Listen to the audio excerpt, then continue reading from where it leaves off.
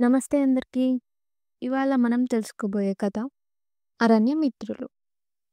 పచ్చని అడవిలో మాట్లాడే చిలక కియారా, జ్ఞానవంతుడైన గుడ్లగూబ ఆషర్ మరియు చిలిపి కోతి జాక్స్ ముగ్గురు మంచి స్నేహితులు. ఒక సన్నటి మధ్యాహ్నం వారు రసాలతో నిండిన మామిడి చెట్టును చూశారు. చెట్టు కొమ్మలు పండిన మామిడితో నిండిపోయాయి.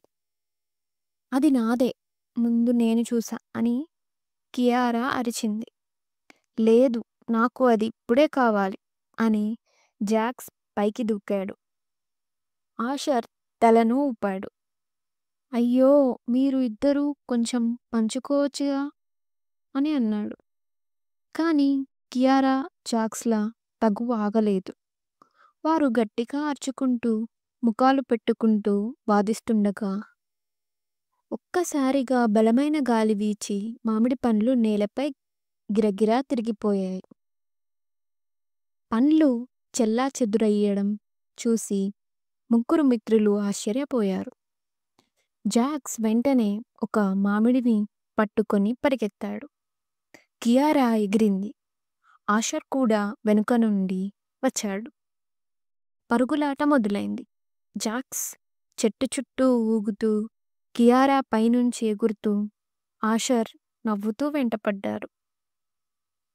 తగువు అంతా మర్చిపోయి వాళ్ళు ఆటలో మునిగిపోయారు. అలాగే పరిగెడుతూ వాళ్ళు ఓ గుప్తమైన ఖాళీ ప్రదేశానికి చేరుకున్నారు. అక్కడ ఒక పెద్ద వయసైన స్నేహపూర్వక తాబేలు మ్యాక్స్ పిల్ల జంతువులకు కథలు చెబుతూ కనిపించాడు. అయ్యో, మీరు కాసేపటి క్రితం తగువులో ఉన్నవాళ్లే కదా అని మ్యాక్స్ గమనించాడు. వాళ్ళు మొత్తం విషయం చెప్పగా మ్యాక్స్ తలూపాడు. పంచుకోవడం ఎందుకు ముఖ్యం అని చెప్పే ఒక కథ ఉంది అన్నాడు. మ్యాక్స్ తన కథలు మొదలుపెట్టాడు. ఎప్పుడో ఒకప్పుడు మా అడవిలో ఒక నది ఉండేది. అది చాలా స్వార్థపరంది. తన నీటిని మొక్కలకు జంతువులకు ఇవ్వదు. ఒకరోజు పెద్ద ఎండ వచ్చింది. నది ఎండిపోవడం ప్రారంభమైంది. మొక్కలు వాడిపోయాయి. జంతువులు దాహంతో కష్టపడ్డాయి. నది ఒంటరైంది. ఎందుకంటే అది ఎప్పుడూ ఎవరికీ సహాయం చేయలేదు. మ్యాక్స్ కొద్దిసేపు ఆగి మృదువుగా నవ్వాడు. కానీ ఓ అద్భుతం జరిగింది. ఒక చిన్న వాగు గతంలో నది తనకు సహాయం చేసినందుకు కృతజ్ఞతగా నీటిని నదిలోకి పంపించింది. కానీ అప్పటికల్లా నష్టమంతా జరిగిపోయింది అని చెప్పాడు. పంచుకోవడం అంటే తోటకు నీరు పోయడం లాంటిది. మీరు ఇస్తే మీకే తిరిగి వస్తుంది. కియారా, జాక్స్, ఆషర్ తాము తక్కువ పెట్టుకున్నందుకు సిగ్గుపడ్డారు. సరే మ్యాక్స్, మేము పంచుకుంటాం అంది కియారా. అవును, మామిడి పార్టీ పెట్టేద్దాం అని జాక్స్ ఆనందించాడు. ముగ్గురు మరియు మ్యాక్స్ కలిసి మామిడి పండ్లను తింటూ నవ్వుకున్నారు. అకస్మాత్తుగా కియారాకు ఓ ఆలోచన వచ్చింది. అన్ని జంతువులను పిలిపించి మామిడి పార్టీ పెట్టేద్దాం అన్నది. వెంటనే అందరూ అంగీకరించారు. వార్త అడవిలో వ్యాపించింది. కుందేలు బెన్నీ తన క్యారెట్ కేక్ తీసుకొని వచ్చాడు. లూనా అనే పట్టుపురుగు అందమైన సంగీతం తీసుకుని వచ్చింది. గిల్లి సమ్మి తన అద్భుతమైన జిమ్నాస్టిక్ చూపించసాగాడు. అడవి అంతా పాటలు, నవ్వులు, నృత్యాలతో కుక్కిరిసిపోయింది. సూర్యుడు అస్తమించేటప్పుడు మ్యాక్స్ చెప్పాడు, పంచుకోవడం అంటుకునే లక్షణం. మీరు చేసిన దయతో ఈరోజు మొత్తం అడవి ఒక్కటైంది. అర్ధరాత్రి వరకు పార్టీ కొనసాగింది. అయితే ఒక్కసారిగా భారీ ఉరుములు వినిపించాయి.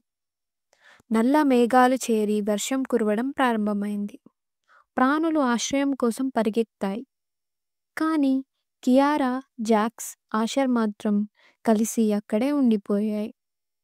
మ్యాక్స్ వచ్చి అన్నాడు, భయపడకండి, నేనున్నాను కదా. తుఫాను గట్టిగా వీచింది, కానీ మ్యాక్స్ రక్షణలో ముగ్గురు భద్రంగా ఉన్నారు. ఉషోదయం వచ్చేసరికి అడవి గజిబిజిగా మారింది. కొమ్మలు విరిగాయి, ఆకులు చెల్లాచెదురయ్యాయి. కియారా అంది, మనమందరం కలిసి అడవిని శుభ్రం చేద్దాం. మొత్తం జంతువులు కలిసి పనిచేశాయి. అడవి మళ్ళీ అందంగా మారింది, శుభ్రంగా, జీవంతో నిండుగా. మ్యాక్స్ ముగ్గురిని చూసి అన్నాడు, పంచుకోవడం, దయ, సమైక్యత, ఇవే మీ బలం. అడవి మీ వల్లే మరింత అందంగా మారింది. ఇంతలో నేల నుంచి ఓ చిన్న మొక్క మొలిచింది. అది కొత్త ఆశ యొక్క సూచన.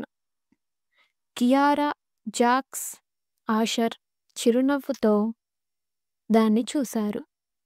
వారి మధ్య స్నేహం మరింత బలపడింది. అడవిలో అందరూ వారిని చూసి ప్రేరణ పొందారు. అందరూ సంతోషంగా జీవించారు. ఈ కథ యొక్క సందేశం ఏమిటంటే, పంచుకోవడం, దయ, కలిసి పనిచేయడం, ఇవే ఆనందమైన జీవితానికి మార్గం.